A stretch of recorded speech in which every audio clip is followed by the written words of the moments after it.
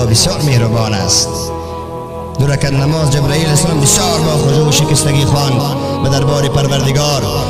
الهی چه خوب نمازی به دربارت خواندم. گفت بسیار خوب نماز خوانده جبرئیل، اما نمازی که امتی حبیبی ما محمدی ما میخواند با وجودی که سهو و خطا هم بعضی وقت دارد، شرافت و فضیلت از نماز تو دارد جبرئیل علیه السلام.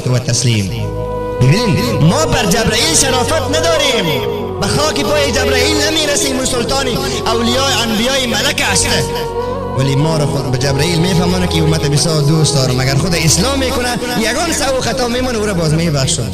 یعنی تو قیدگیری هم نیست، دلتنگی هم نیست، راهی نیست که اسلام بلندی باشه که به خود راه نداشته باشه.